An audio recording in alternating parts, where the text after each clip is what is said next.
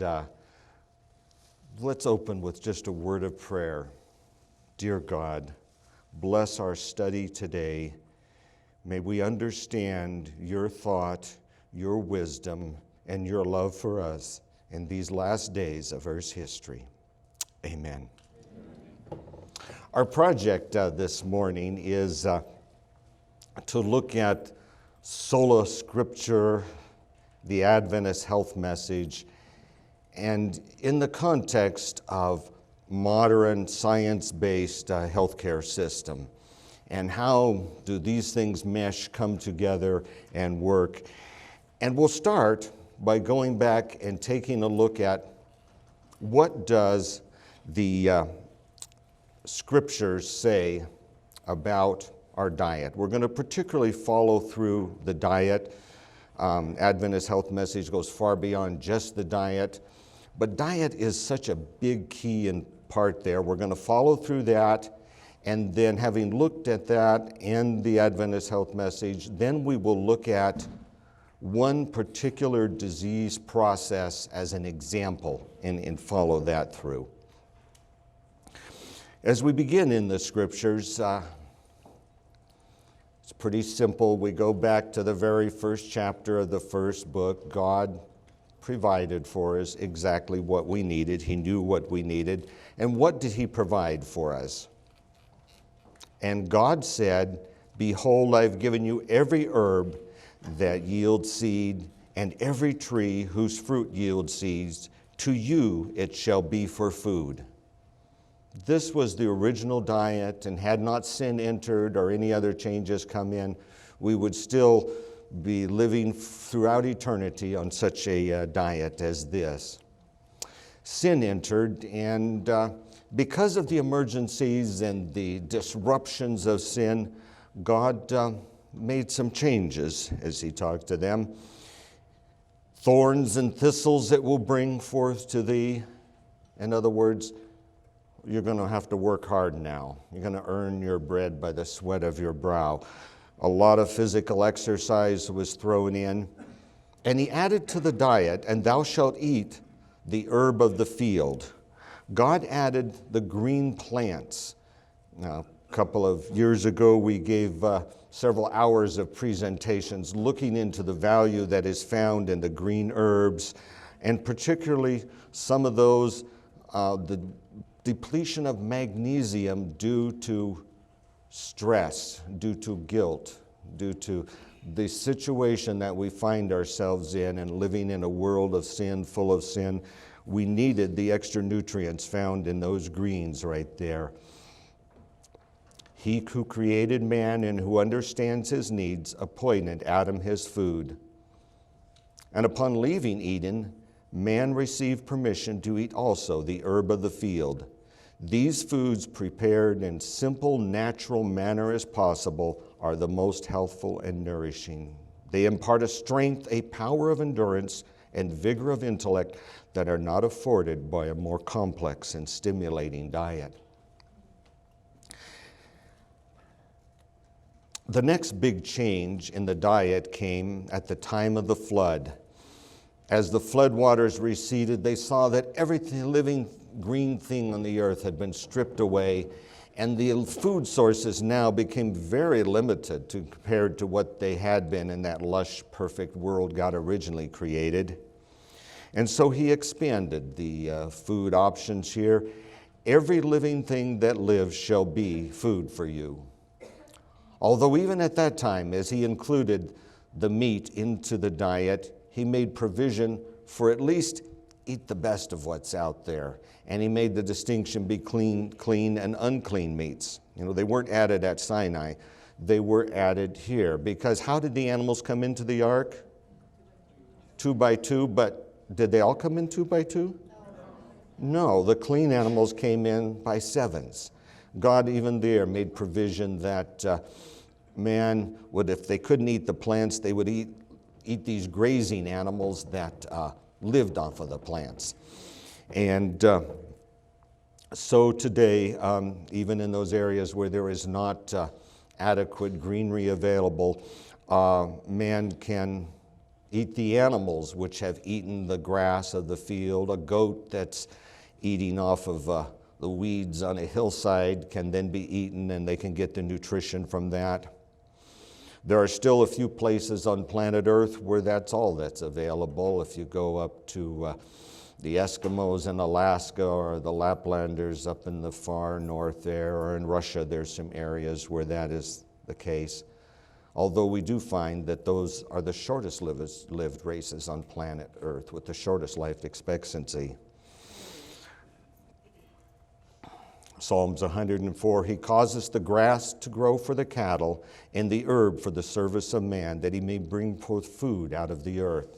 The greens still provide an essentially wonderful source of nutrition that all of us should be including in our diet. Now let's move and take a look at the Adventist health message.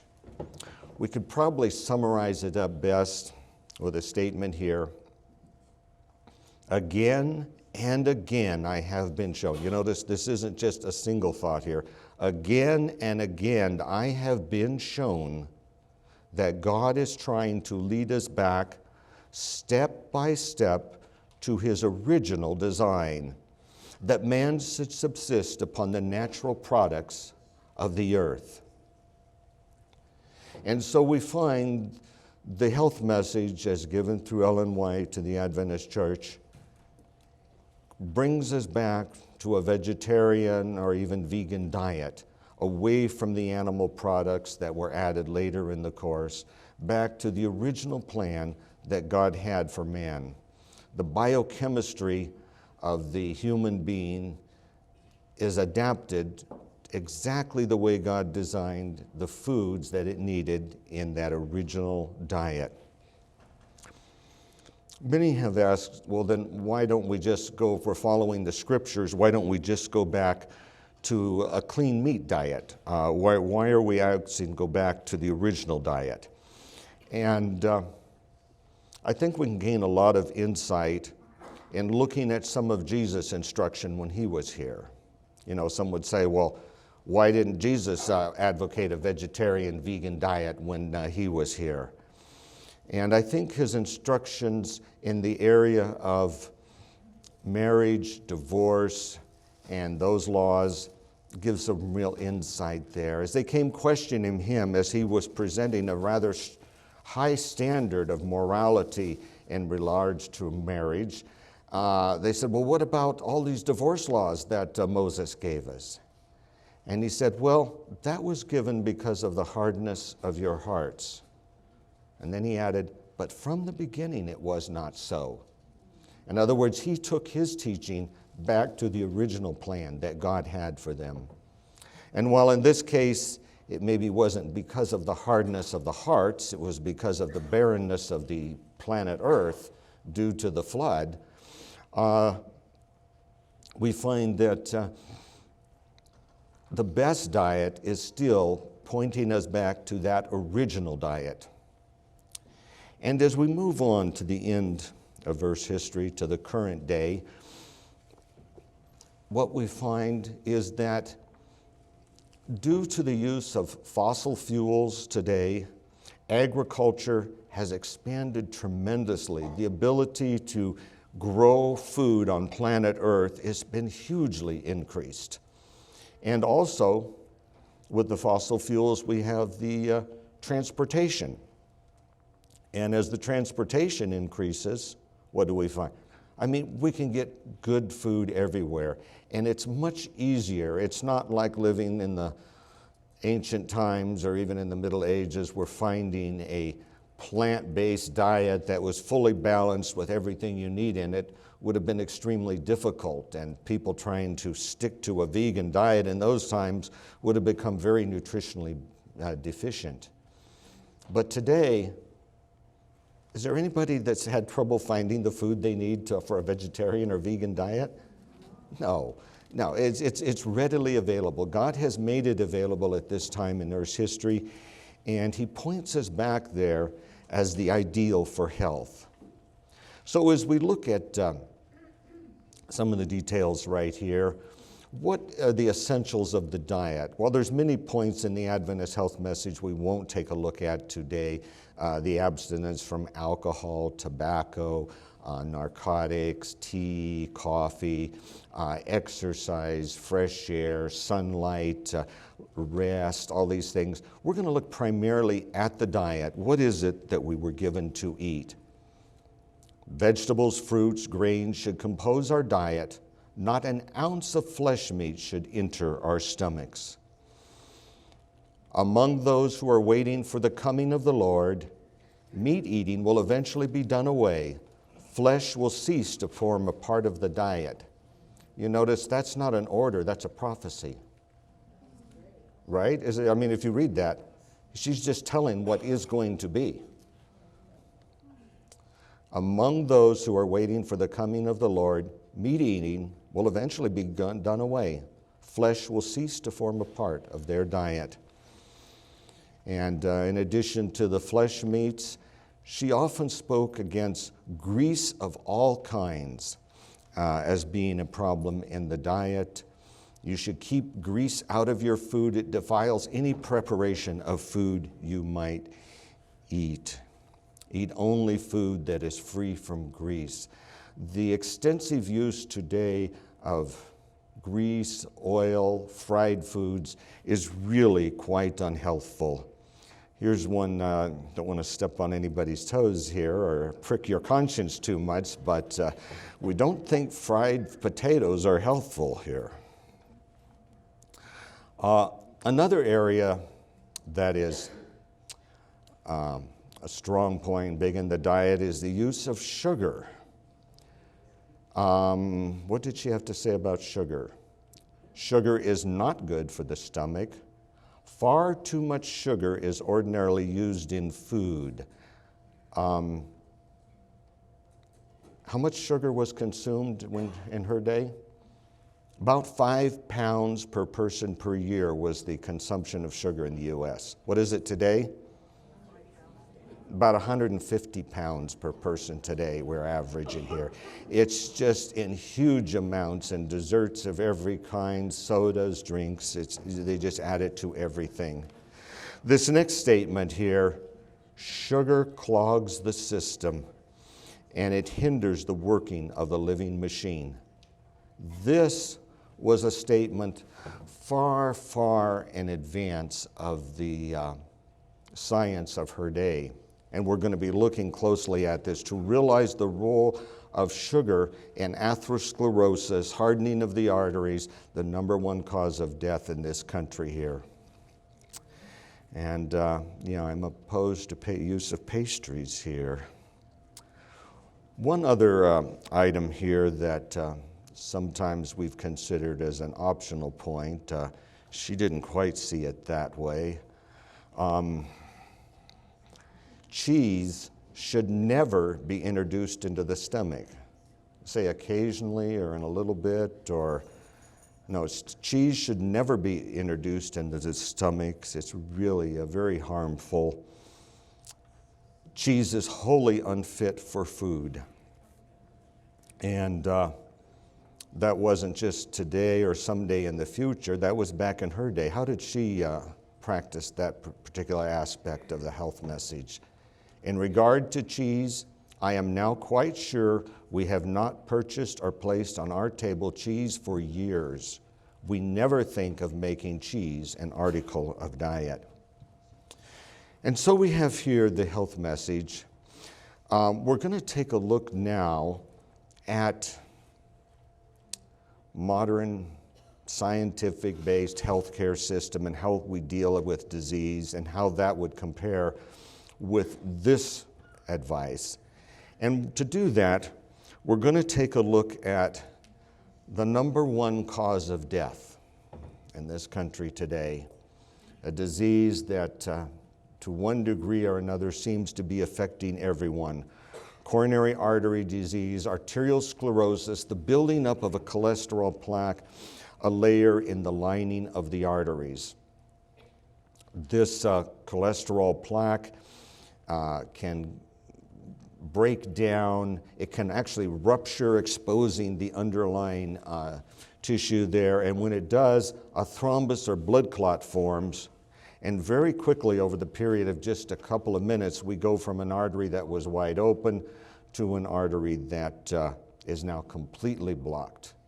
And if that was one of the essential arteries in the heart, we now have an acute myocardial infarction, or commonly called a heart attack. The exact same process, if it takes place on an artery in the brain, we call it a stroke.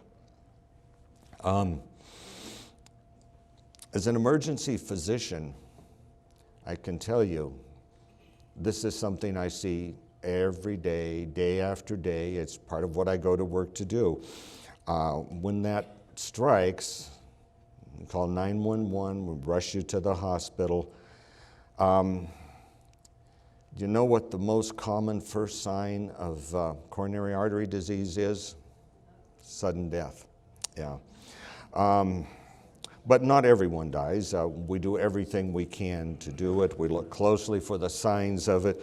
One of the things you'll see that we do is an EKG of the heart. We've got our staff and our ER trained at the techs. If you walk in the door and even mention something about chest pain, before they do anything else, they throw you over on a table here and stick the stickers on and get an EKG. We don't want to miss one of these acute MIs, and we certainly, if it's there, we want to do everything we can to reverse it as quickly as possible. In this picture here, you'll see what we call a STEMI, ST elevation MI. See those large ST segments that are raised up in a big bump. In the ER, we call those tombstones. Notice how they kind of have the shape of a tombstone there. You don't want to see tombstones on your EKG. There's a high probability there is a tombstone close in your future when we see that there.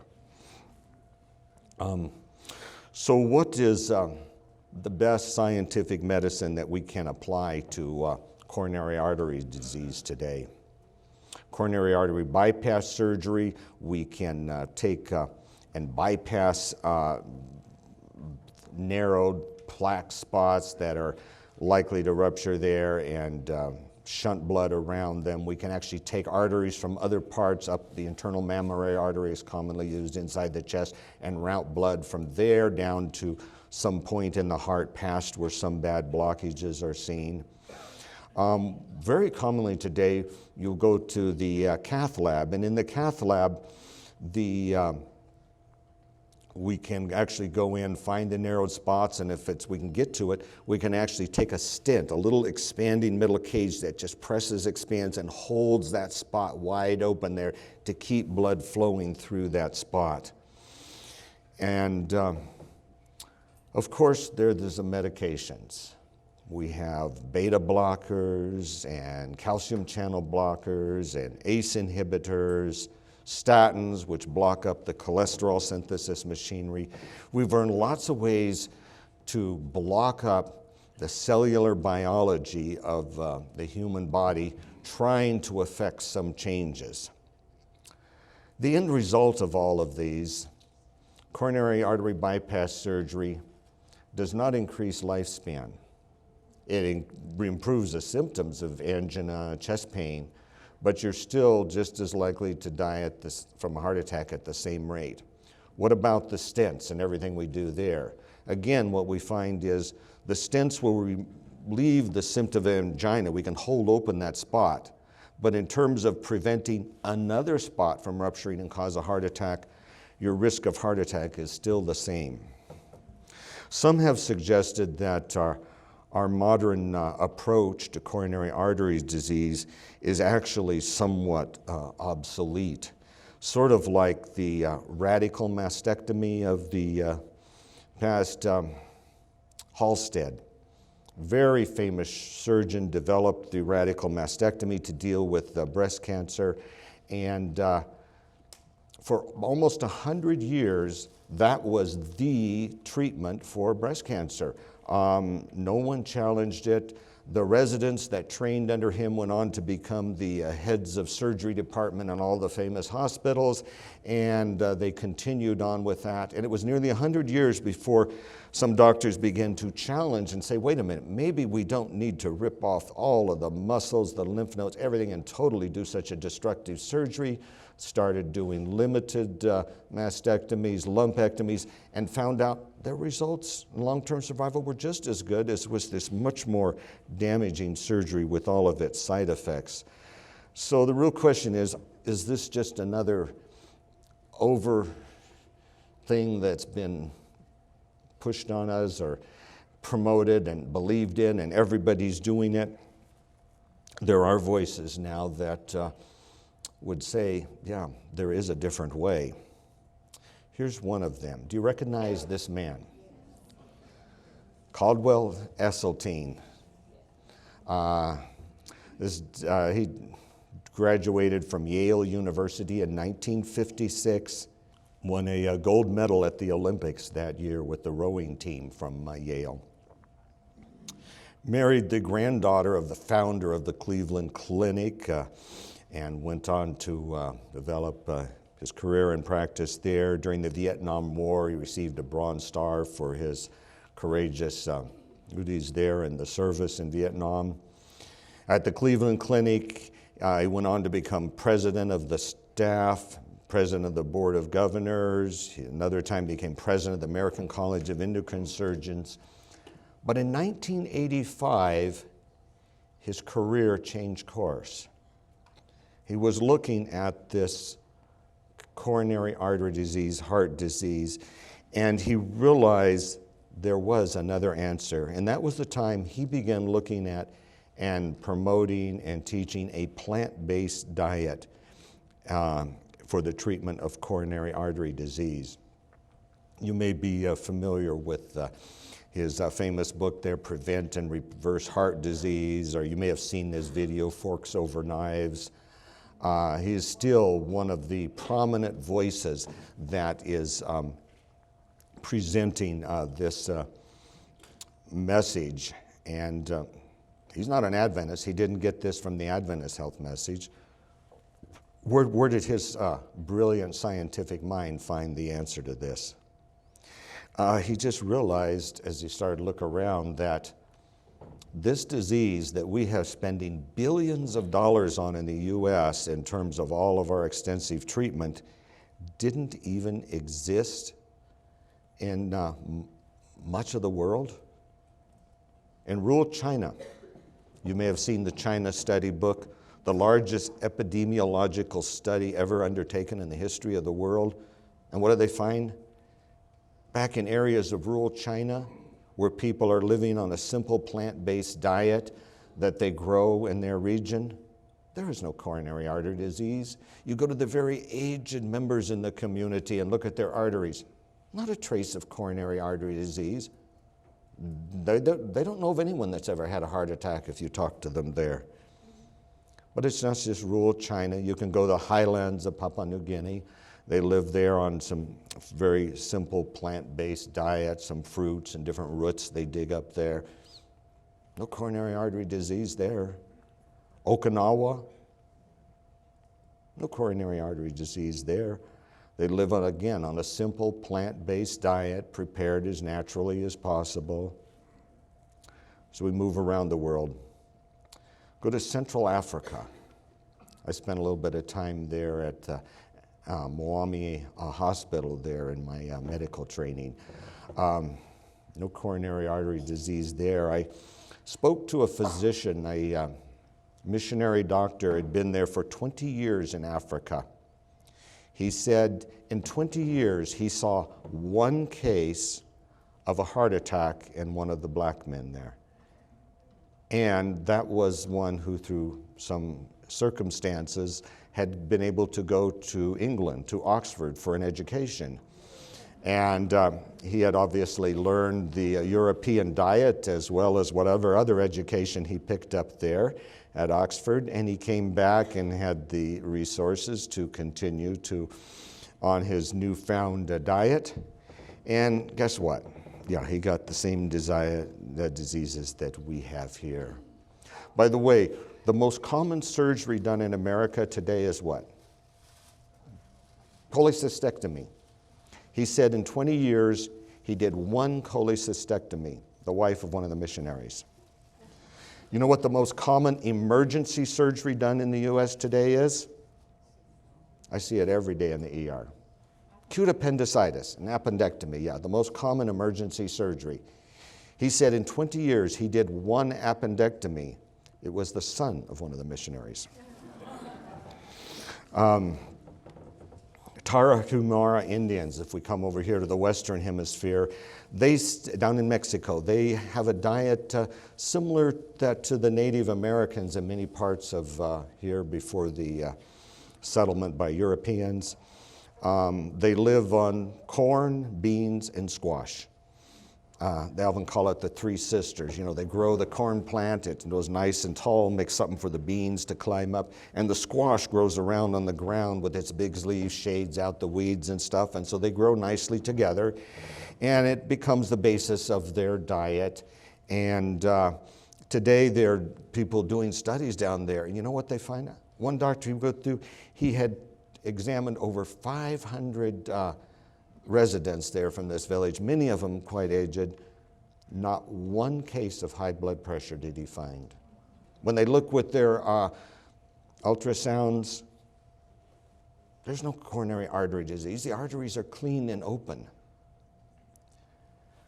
What about here in America? During the Korean War, they autopsied our casualties, and 80% of them already had coronary artery disease. During the Vietnam War, 100% of our young men that died of military wounds there had coronary artery disease already present in their arteries.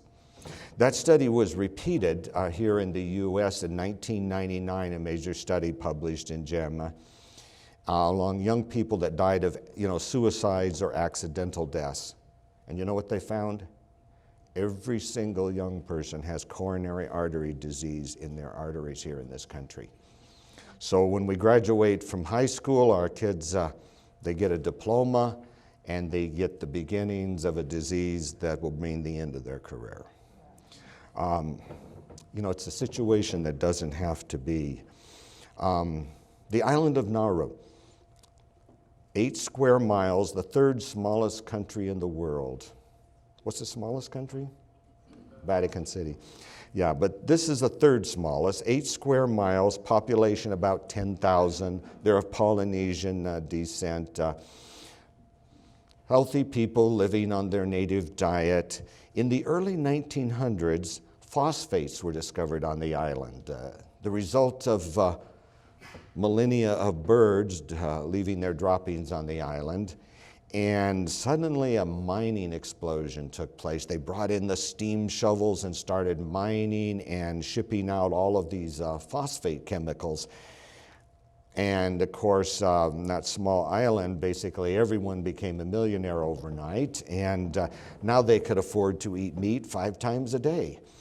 And, they imported all of the luxuries of the rest of the world ate in their diet, and now that they could afford them, in just a few years, they went from no diabetes or heart disease on the island until now about half the island is diabetic with serious heart disease.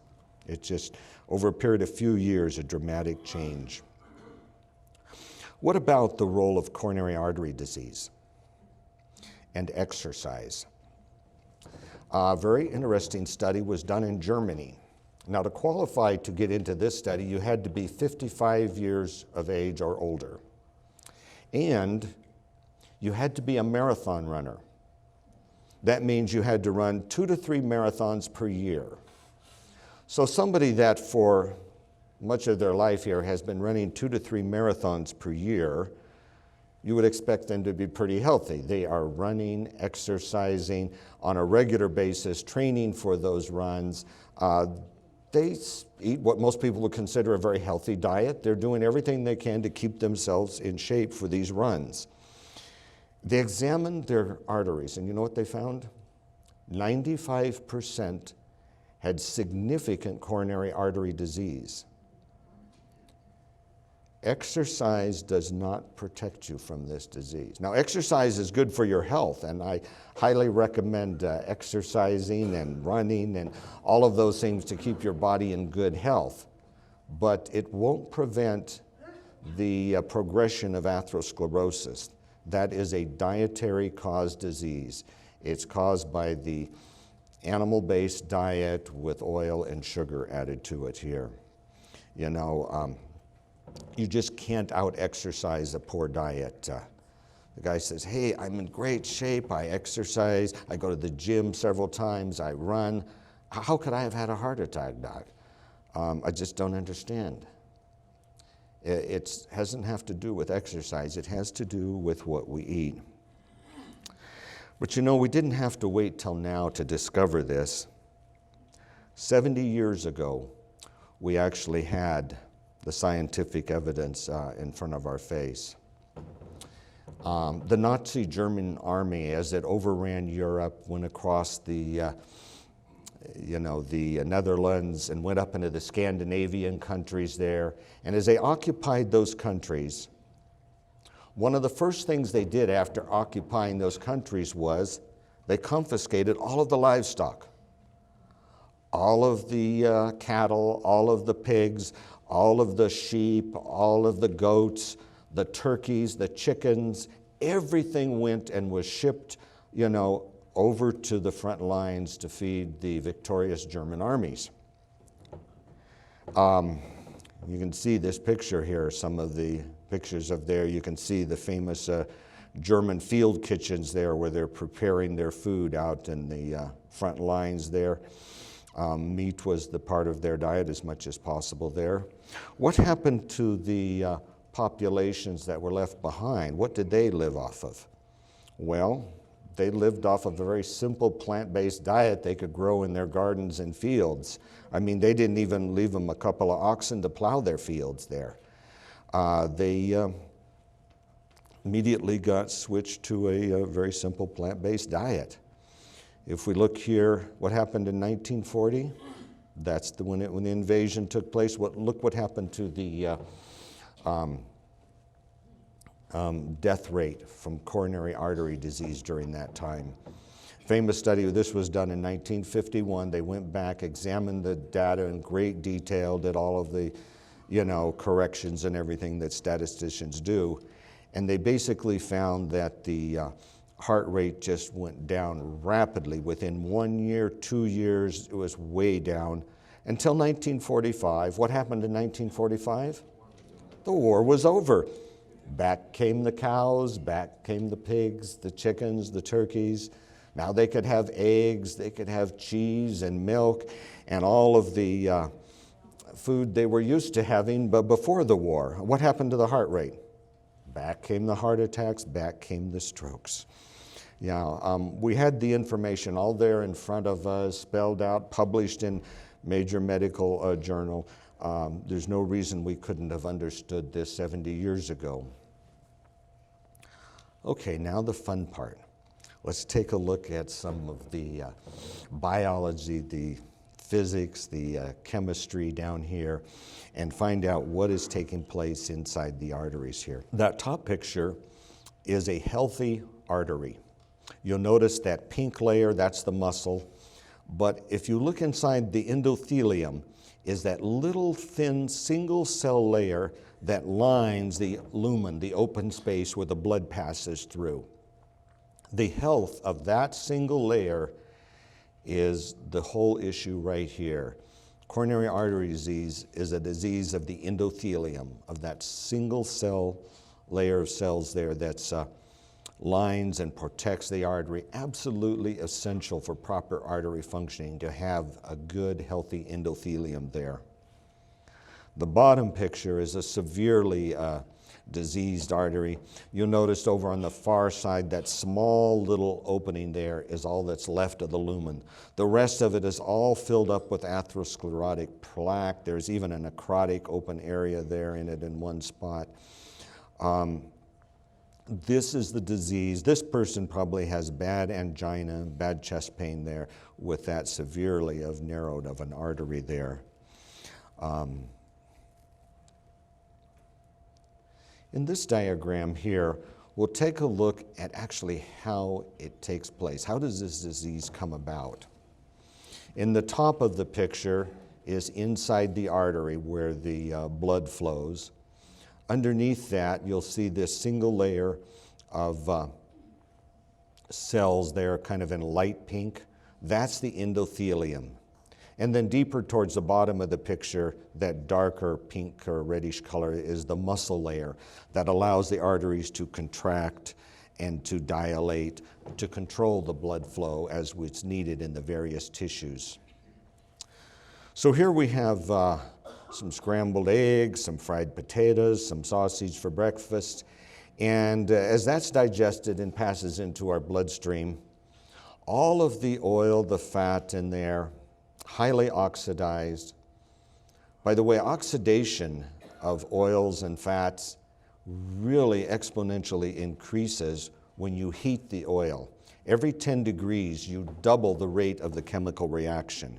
Now, if you figure how many 10-degree increments there are between room temperature and frying temperature, you realize when you start doubling the rate of oxidation that's going on here. The rate of oxidation in fried foods is millions of times more than you would find in food that hadn't been fried, even with oil in it. And of course, it's this oxidized fat, this oxidized LDL, the little yellow balls there on the far side, you see them passing down through the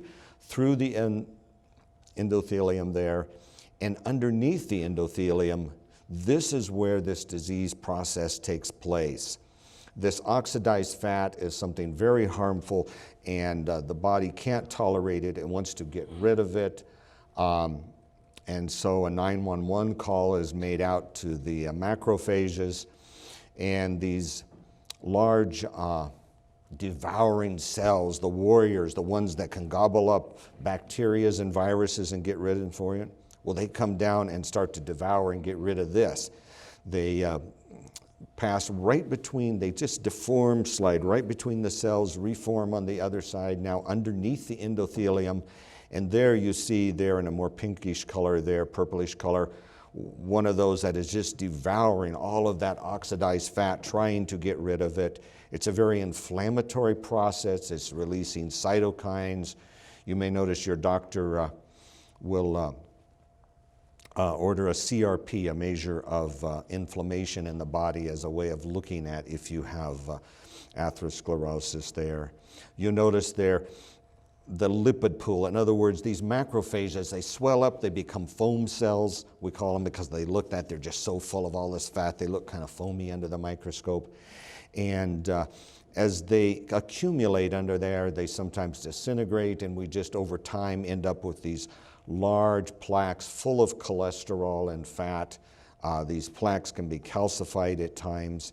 And this is the disease process. It's all driven by diet, this oxidized fat in the diet, and by sugar.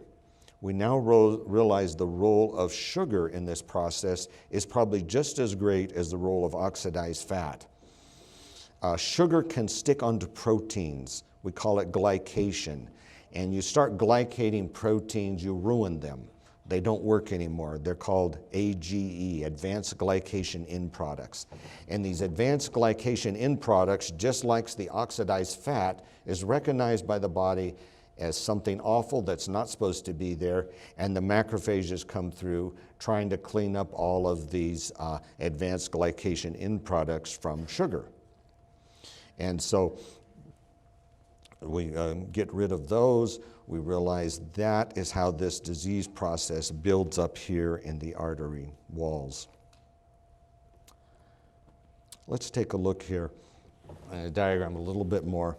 There you see another cross-section of this is a smaller, thinner artery there, much smaller, thinner muscle layer there. But you'll see in the lower portion the atherosclerotic plaque formation with its oxidized cholesterol, advanced glycation end products from the sugar, all of those developing there, the foam cells and the inflammatory things, all there. There's a little thin fibrous cap over the top of that. And the lumen is a little bit smaller, reducing the blood flow to a certain degree there. But as we look at that, we realize that the real problem that causes the heart attack isn't the narrowing of the artery. It doesn't just get narrower, narrower, narrower, and finally blocked down, although sometimes that'll often the cause of angina that's going on. A heart attack is a different process. In the heart attack, that little thin fibrous cap there, it becomes weakened and it ruptures and breaks, now exposing what was underneath the plaque there to the blood. Now our blood has clotting proteins, a complex mechanism that God designed that's actually made to prevent you from bleeding to death. If you get a cut, you can put a little pressure on it, and pretty soon a blood clot is formed and you stop bleeding. Because we have activated this clotting mechanism, and it's formed blood clots, and all the little vessels that got cut there are now clotted shut, and so you're not bleeding. What is it that triggers that? Well, it's exposing of material outside of the endothelium. As long as the only thing that blood touches is endothelium, it doesn't clot. But when we start to break down that endothelium and expose other things, then we can get a clot.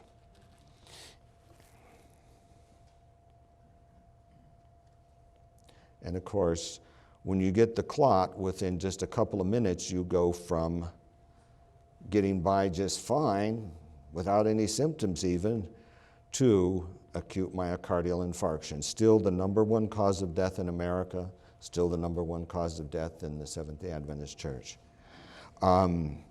It's a disease that doesn't have to be there. Caldwell Esselstyn in his work has shown he can make you heart attack proof in 30 days. Would you like to be sure that you're free of having a heart attack? You'd like to be made heart attack proof? You can do it within 30 days. And what do? Go back to what God always told us to do. Eat plants, get rid of the animal products, get rid of the oil, the fried foods, get rid of the cheese, get rid of the sugar. You know, we've had quite a spread of desserts out here. We should have put a sign up there, endothelial death squad. There are ways. We don't have to keep choosing those kind of things. We can choose a healthier diet. As we said, God is leading us step by step. Hopefully this weekend will be another step for you, a step healthier. In 30 days of going back, we can actually change the artery wall, the endothelium there, and make you heart attack proof. Here is there's the thrombus there. Here's the other option. You see here the plaque? Now the plaque is still there, but by switching to the plant-based diet without all the oil and cheese and sugar, the endothelium has healed up, and underneath it you will notice there that fibrous layer, it's actually like scar tissue. It heals over. It makes a thick, firm fibrous layer there that's not going to rupture on you. In other words, we can heal. So even if you have fairly extensive coronary artery disease, maybe you're on medications, maybe you've already got some stents or had a bypass surgery, you can heal up your endothelium in about 30 days, and you don't have to have another heart attack. As we realize, as we mentioned earlier, medications, stents, and bypass surgery do not prevent heart attacks.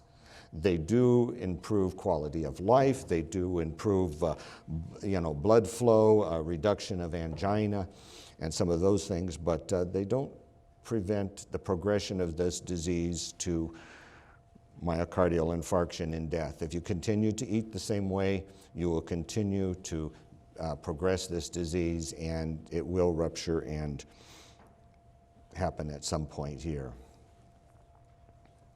Now, I want to take a closer look at the endothelium there and show you something else that we often don't see, and that's called the glycocalyx. Now, if you look closely at this artery in the picture here, you can see the endothelium, that little thin, lighter colored layer just around there. But inside, growing out of, arising from there, is something that looks sort of like a lawn. See how it looks almost like grass growing in there? That is the glycocalyx. What is a glycocalyx?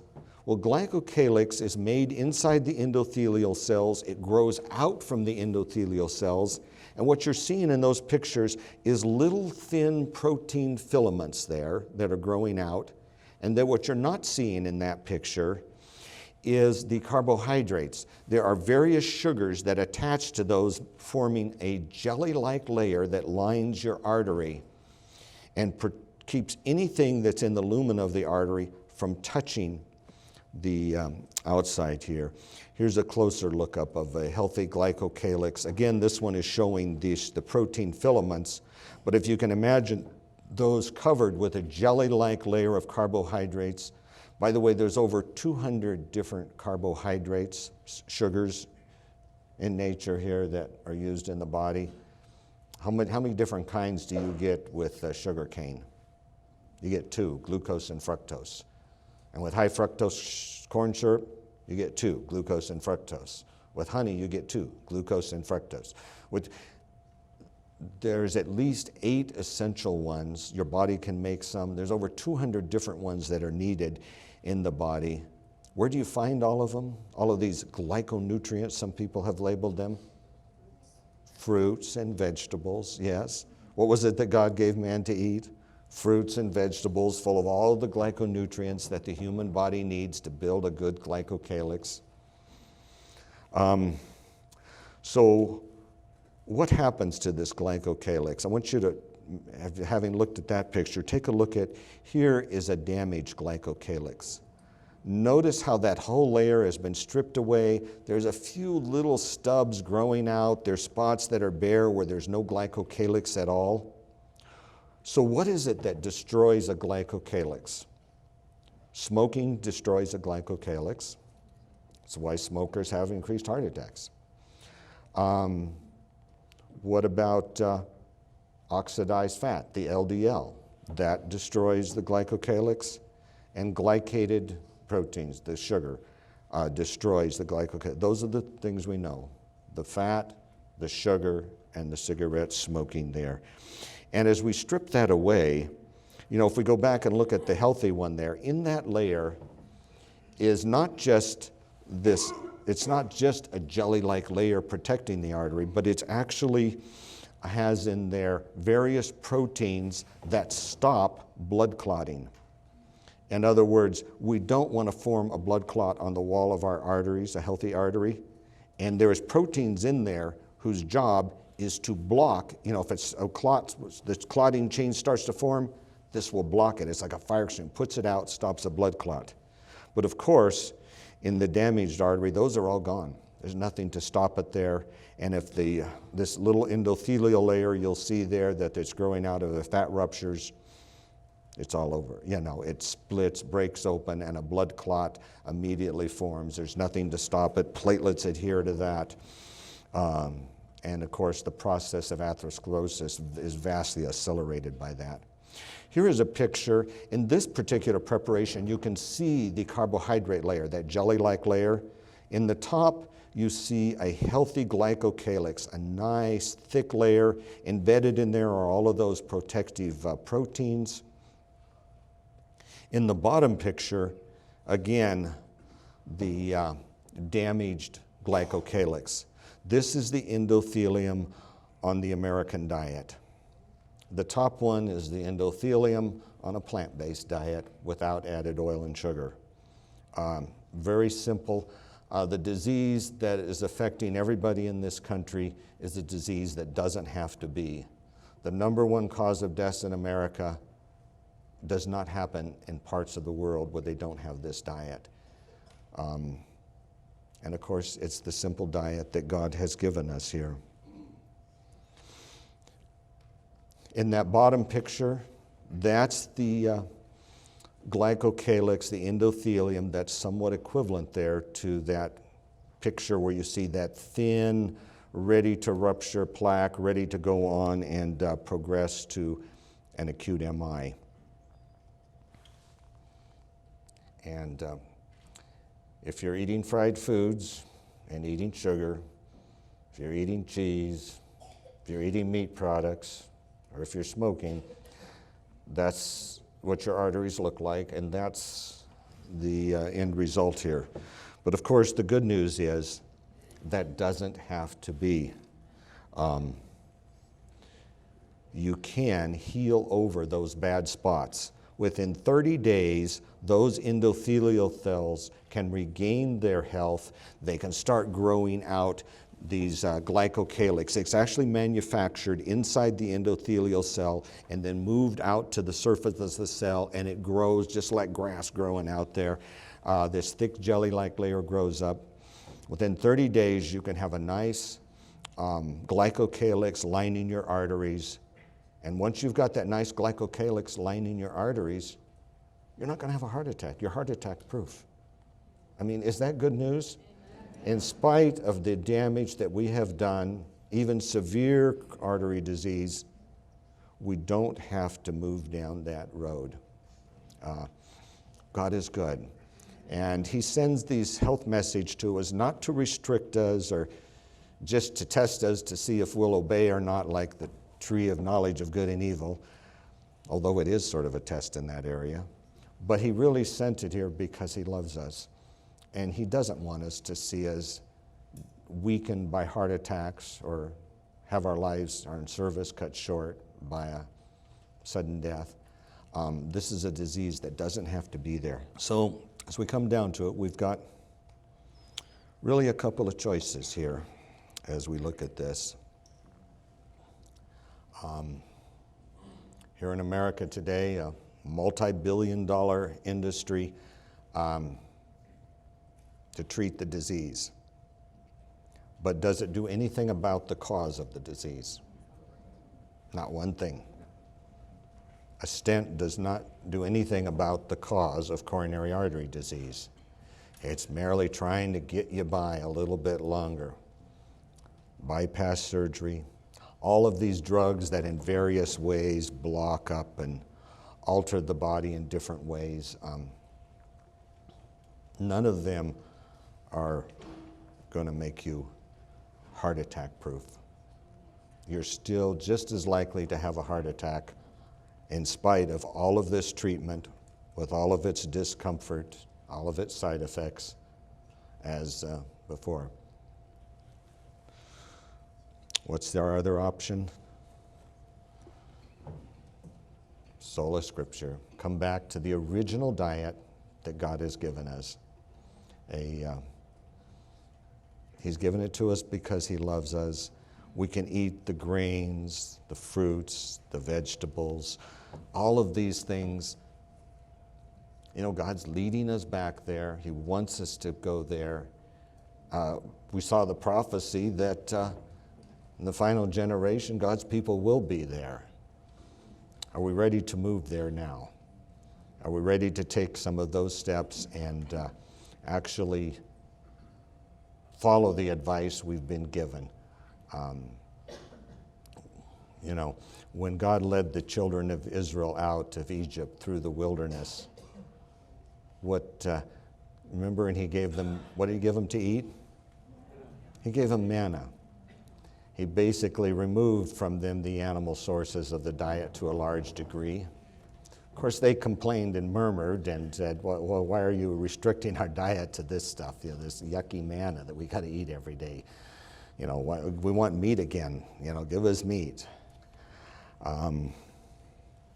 He finally gave them some meat and showed them the curse that comes with the meat. You know, thousands died with the plague of it there. Sort of a short-term version of what we have today. People want their meat, they want their fried foods, they want their desserts, and so we have sort of in slow motion the same response. The diseases are there. Our lives are shortened, we get sick. But God never meant it to be that way. And he, like the children of Israel, would like to lead us out and to give us the health that we need. He needs a generation to show forth his grace to the world. And he needs that to be a healthy generation, a generation free from disease as possible. We live in a diseased world, but we have something better to offer. God's grace and God's mercy says, hey, you don't have to die from these things. You don't have to have this. And even if you've got it, you can get well. We can heal it. God's grace can heal. And of course, as people understand God's grace to heal the body, they can maybe understand more clearly God's grace to heal the soul. God comes in and works miracle transformations in our souls, but God also works, as we saw last night, with our cooperation, our effort, our work. We're growing new synapses, we're changing habits in the brain, and we are becoming more and more Christ-like, more and more kind, more and more loving, happy, cheerful. And the same with our arteries. Our arteries can be growing clean and strong. Every other system of the body, we could go through the list of the 10 most common causes of death in the United States, and the majority of those we could go through just like this and show, they wouldn't be here with this disease, without this diet that we have. Some of you know Dr. Greger. He is nutritionfacts.org. If you haven't seen his website, he's got thousands of little 2-minute video clips on there showing the advantages of a plant-based diet. His slogan is, I read every nutritional journal article every year so you don't have to. And he summarizes all of the latest research on everything. If you want some facts behind some of this stuff, there is plenty of scientific evidence. And what we find is that scientific evidence all points back to the same thing. God's original diet is still the best health remedy, far in excess of any of the other things that can be out there today. And one concluding statement here, which we read earlier. Again and again I have been shown. The angel came again and again and again. Again and again I have been shown that God is trying to lead us. Think of the children of Israel, God trying to lead them in the wilderness, round and around in the wilderness. They didn't seem to want to get it, but he was trying to lead us. So God is trying to lead us back step by step to his original diet, that man should subsist upon the natural products of the earth. That step by step is true in the health reform here. Many of you have probably given up flesh meats in your diet, but it's step by step. There are some more steps out there. There is some more steps. God is being patient, and we're circling around out there in the wilderness yet.